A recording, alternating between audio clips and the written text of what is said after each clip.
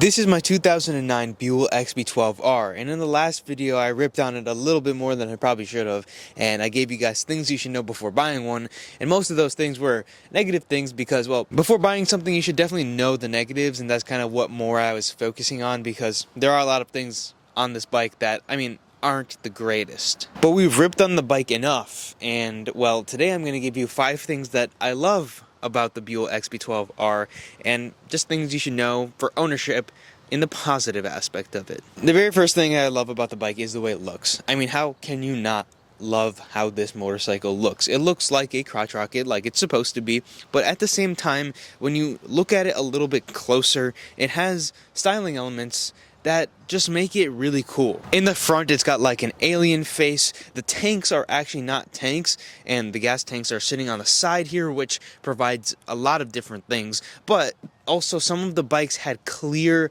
covers for these tanks here, and you could see all of the internals, which was really, really cool. Plus, it's a V-twin exhaust sitting underneath the bike. I mean, all of the things, small little things that bring this bike together are really, really cool. It's not really all that complicated of a machine, but I mean, it's a really cool machine when it comes down to it. I know it's like a very simple thing to be in my number one spot, but I just thought I'd have to mention it first. Now, moving on to some of the more important things when you ride, I think everyone could agree with me that this bike does look really cool, and a lot of people bought Buells just because they looked cool. But the second thing I'd like to mention is the gearbox and the transmission and how it shifts. Now, some people might not like this, but I really like it about the bike. When you put this bike into gear, it cracks into gear. You feel every shift so perfectly. You know if you've gone into a gear or if you haven't gone into a gear, and there's no slop to it. A lot of the older motorcycles I've rode have a little bit of slop.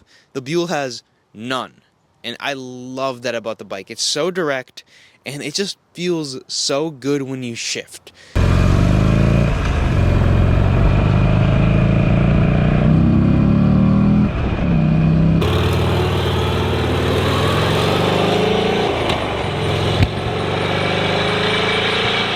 It has the linkage going down to bring the shift lever down because the real shifter is like that much above it.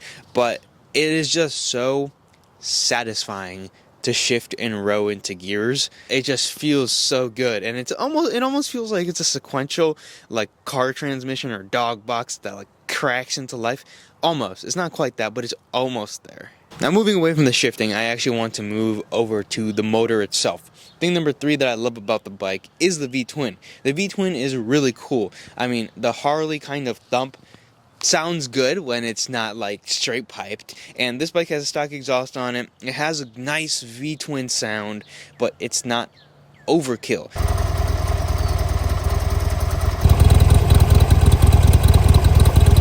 The V-twin produces a lot of torque. This bike is mainly torque driven. It doesn't have a lot of power compared to a lot of other leader bikes or things along that extent. It revs out until 7,000 RPM. A lot of the leader bikes usually rev out to at least 8,000 or 9,000, sometimes even over 10,000 RPMs. Well, this bike only revs to 7,000 RPM because it has so much torque down low. It's kind of like an LS motor, right? It has a lot of the power always kind of down in the rev range, and then it doesn't really have too much of a high-end kind of kick to it, and you got to shift it into the next gear. I find that to be super, super fun. Of course, that falls a little bit into how the bike is geared as well, but it's just fun to row it through the gears and not be going go to jail speeds right away. You can row the bike through some gears, and it is fast. This bike has over 100 horsepower. I believe it's sitting somewhere around 120 horsepower, but it has a lot of torque.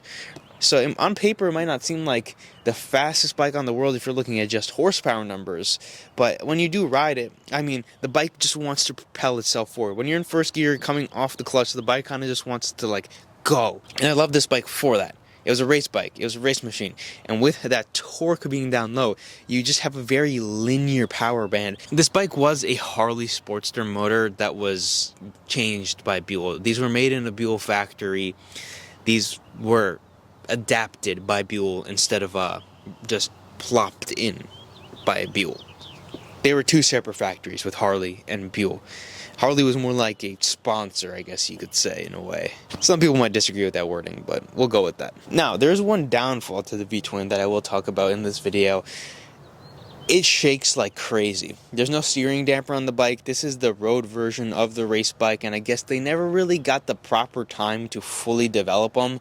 This thing needs a steering damper desperately. I've heard they ride amazing with them, and I can't wait to put one on this bike. I don't know why we haven't done it so far, but just one of those things that's on the list of the many bikes we own. But there are a couple of things from the riding aspect that I do love about the bike, and that's moving on to number 4 is the balance the bike has. Now, because the fuel tank is located kind of where your legs would be, and most of the weight that you are putting on the bike is going to be, it has a nice sense of weight balance. Now, the bike does kind of want to throw you off when you're riding onto the corners, and some people in my comments in the last video, when I said that, they disagreed. The bike has a sense of rawness that is cool to some extent, but it really needs a steering damper on it, because when you pull it into a corner, especially when you're going at low speeds, the bike just wants to throw you off of it. When you are going 50, 60 miles per hour and you come into a slight bend,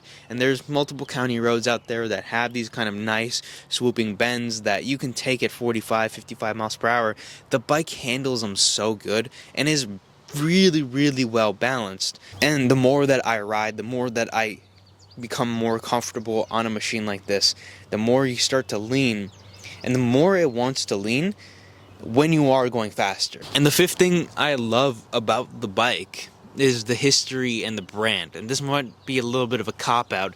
It is a phenomenal motorcycle, and it has its small gremlins that it does have. And if you haven't seen the video, check it out after this video about some of the things you should know about buying one. But Buell as a company, the history behind it, I would say this was the best that Buell kind of has ever been. Right now he's doing Eric Buell Racing. They're making new street bikes. It's going to take a couple of years for those to really come into fruition, but this was Buell with Harley kind of at the peak. The bikes are really, really cool. Like, really cool, really special. You don't see them very often, and being in Wisconsin, when I do go take this bike somewhere, a lot of people recognize it. And I'm not sure if that's like that everywhere outside of the States, but because, Harley, Wisconsin, Buell, Wisconsin, people recognize these bikes all the time. And I just wanted to share some of those things that make it a great machine, because I feel like I ripped on it a little too much. And if you agree that I ripped on it a little too much, you guys aren't going to like the next video with this bike, which is 5 things I hate about my Buell XB12R. Some of those I might have mentioned in this video already. If you guys did enjoy, make sure to subscribe, leave a like on this video. As always, I will see you guys in the next one, and check out another video that I've made on my other motorcycles.